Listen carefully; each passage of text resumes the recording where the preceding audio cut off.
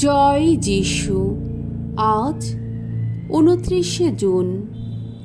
আজ মাতা মণ্ডলীতে পালন করা হচ্ছে সাধু পিতর ও পল প্রেরিতগণের মহাপর্ব দিবস। প্রথম পাঠ শিষ্য চরিত গ্রন্থ হতে আজকের বাণী পাঠ, ১২ অধ্যায় ১ থেকে ১১ পদ। প্রভু অলৌকিকভাবে পিতরকে রাজা হেরোদের হাত থেকে উদ্ধার করলেন। এক সময় রাজা হেরোদ মণ্ডলীর কয়েকজন সদস্যের ওপর হিংস্র অত্যাচার শুরু করলেন। যোহনের ভাই যাকবকে তিনি খড়্গের আঘাতে হত্যাই করলেন। ইহুদিরা তাতে খুশি হয়ে উঠেছে দেখে তিনি পিতরকেও ধরবার ব্যবস্থা করলেন। তখন চপটি পর্বের দিনগুলি চলছে। পিতরকে গ্রেপ্তার করে তিনি কারাগারে আটকে রাখলেন। তাকে পাহারা দেবার ভার তিনি তুলে দিলেন ৪টি প্রহরী দলের ওপর।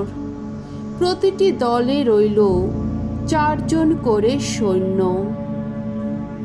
নিস্তার পর্বের পর তিনি জনসাধারণের সামনে তাকে এনে দাঁড় করাবেন, এই ছিল তার মতলব। এদিকে পিতর যখন এইভাবে কারাগারে বন্দী অবস্থায় পড়েছিলেন, সেই সময় মণ্ডলীর লোকেরা কিন্তু তার জন্যে ঈশ্বরের কাছে একান্তভাবে প্রার্থনা করছিল। হেরোদ যেদিন পিতরকে বিচারের জন্যে হাজির করবেন, তার আগের রাতে পিতর ২ জন সৈন্যের মাঝখানে ঘুমোচ্ছিলেন।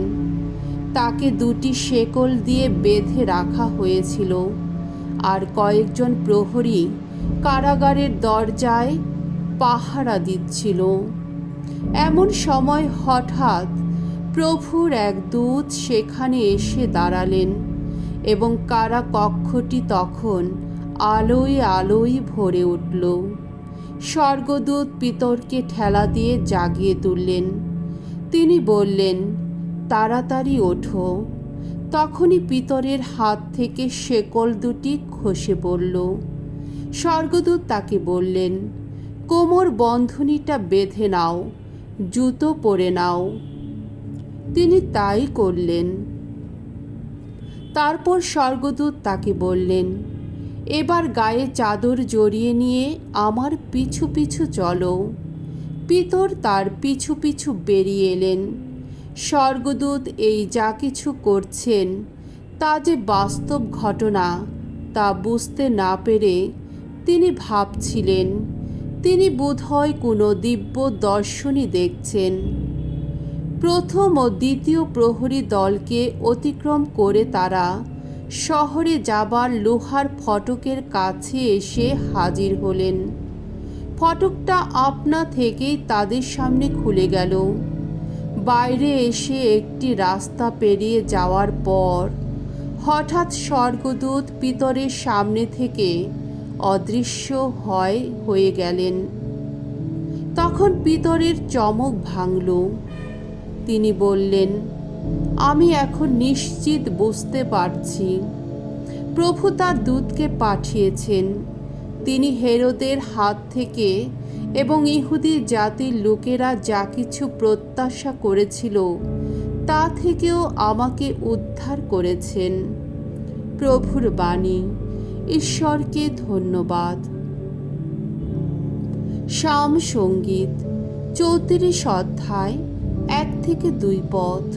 ধো প্রভু, দূত পাঠিয়ে ভক্তজনকে রক্ষা করো তুমি। ভগবানের প্রশস্তি গান গাইব অনুক্ষণ, সততই আমার কণ্ঠে বেজে উঠবে তার গুণগান। ভগবানই আমার গৌরব, শুনুক নম্র চিত্ত যারা, আনন্দিত হোক। তোমরা আমার সঙ্গে ভগবানের গাও জয়গান। তার নামের গৌরব এসো গাই সমস্বরে। ভগবানকে খুঁজেছি আমি, তিনিও সাড়া দিয়েছেন। যত ভয় ভীতি থেকে তিনি মুক্ত করেছেন আমায়। যারা তার দিকে তাকিয়ে থাকে তাদের মুখ তো আনন্দে উজ্জ্বল হয়। লজ্জায় কখনো কুণ্ঠিত হতে হয় না তাদের। দেখো তো, এই দিনজন ডেকেছে আর ভগবান সাড়াই দিয়েছেন। সমস্ত সংকট থেকে তাকে তিনি রক্ষাই করেছেন। ভগবানকে সম্ভ্রম করে যারা, ভগবানের দূত তাদের পাশে পাশে থাকেন, বিপদ থেকে তাদের উদ্ধার করেন।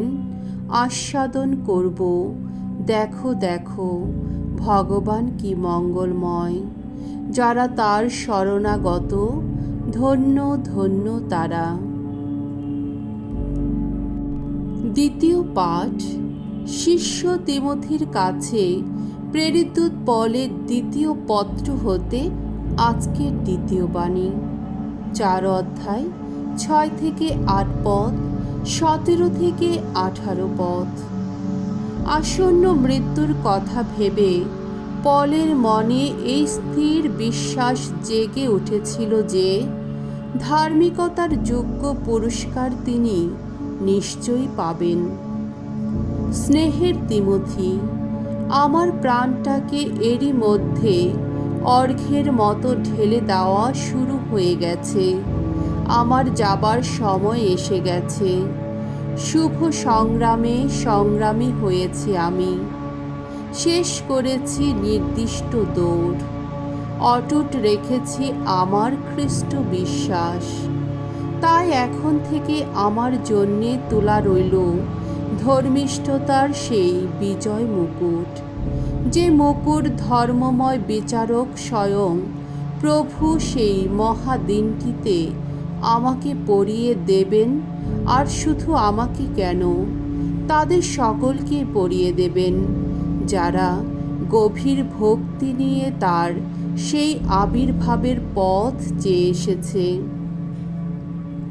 প্রথমবার যখন এখানে আমাকে আত্মপক্ষ সমর্থন করতে হয়েছিল, তখন কেউই তো আমাকে সাহায্য করতে এগিয়ে আসেনি, বরং সকলেই তখন আমাকে ত্যাগ করেছিল। প্রভু যেন ওদের দোষ না ধরেন। প্রভু কিন্তু সেদিন আমার পাশে এসে দাঁড়িয়েছিলেন। আমার অন্তরে তিনি শক্তি দিয়েছিলেন। তাই তো আমি ঐশ্ববাণীর সব কিছুই তখন ঘোষণা করতে পেরেছিলাম এবং সমস্ত বিধর্মী মানুষ তা শুনতেও পেয়েছিল। সেদিন আমি তো এইভাবে যেন সিংহের গ্রাস থেকে উদ্ধার পেয়েছিলাম। এর পরেও প্রভু নিশ্চয়ই আমাকে শত্রুদের সমস্ত অপচেষ্টা থেকে রক্ষা করবেন। আমাকে তিনি নিশ্চয়ই নিরাপদে নিয়ে যাবেন তার সেই স্বর্গরাজ্যে। কীর্তিত হোক তার মহিমা চিরদিন চিরকাল। আহা, তাই হোক। প্রভুর বাণী। ঈশ্বরকে ধন্যবাদ। বাণী বন্দনা। জয় জয় প্রভুর জয়। তুমি পিতর, তুমি সেই প্রস্তর, যার ওপর গড়ে তুলব আমি আমার মণ্ডলী। সে মৃত্যু শক্তি তার ওপর জয়ী হতে পারবে না কোনো দিন। জয় জয় প্রভুর জয়। মঙ্গল সমাচার। মথিরচিত মঙ্গল সমাচার, 16 অধ্যায় 13 থেকে 19 পদ। প্রভু যীশু পিতরের হাতে তুলে দিলেন মণ্ডলীর পূর্ণ দায়িত্বভার। যীশু তখন ফিলিপের নগরী সিজারিয়ার অঞ্চলে এসে পৌঁছেছেন। তিনি হঠাৎ তার শিষ্যদের প্রশ্ন করে বসলেন, মানব পুত্র কে? এই বিষয়ে লোকেরা কি বলে? তারা উত্তর দিলেন, কেউ বলে তিনি দীক্ষাগুরু যোহন, কেউ বলে তিনি এলিয়, আবার কেউ বলে তিনি জেরেমিয়া বা প্রবক্তাদের মধ্যে একজন। তখন যীশু বললেন, আর তোমরা? আমি কে, এই বিষয়ে তোমরাই বা কি বলো? সিমন পিতর তখন উত্তর দিলেন, আপনি তো স্বয়ং খ্রিস্ট, জীবনময় ঈশ্বরের পুত্র। উত্তরে যিশু বললেন, জোনার ছেলে সিমন, ধন্য তুমি, কারণ রক্ত মাংসের মানুষ তো নয়, স্বর্গে বিরাজমান আমার পিতাই তোমার কাছে এই সত্য প্রকাশ করেছেন। আর আমি তোমাকে বলছি, তুমি তো পিতর, অর্থাৎ পাথর, আর এই পাথরের ওপর আমি আমার মণ্ডলী গড়ে তুলব। অধোলোকের শক্তি তাকে কোনোদিন পরাভূত করতে পারবে না। আমি স্বর্গরাজ্যের চাবিকাঠি তোমারই হাতে তুলে দেব। পৃথিবীতে তুমি যা কিছু বেঁধে রাখবে, স্বর্গেও তা বেঁধে রাখা হবে, আর পৃথিবীতে তুমি যা কিছুর বাঁধন খুলে দেবে, স্বর্গেও তার বাঁধন খুলে দেওয়া হবে। প্রভুর মঙ্গলময় বাণী। খ্রিস্ট প্রভু তোমার প্রশংসা হোক।